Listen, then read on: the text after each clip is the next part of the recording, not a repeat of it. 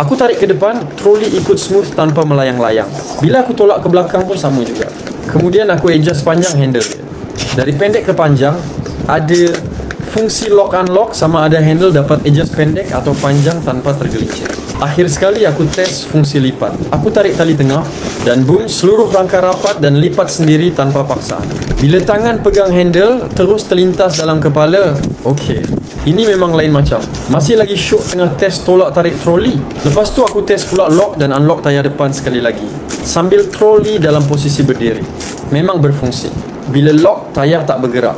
Bila unlock pula, tayar bergerak bebas. Semua fungsi bekerja macam sepatutnya. Lepas habis test, satu perkara je berlegar dalam kepala aku. Untuk harga marhain, dapat kualiti premium, memang wajib beli. Dapatkannya di beg orange sekarang. Kalau kau tengah mencari troli outdoor yang betul-betul tahan, besar, senang pakai.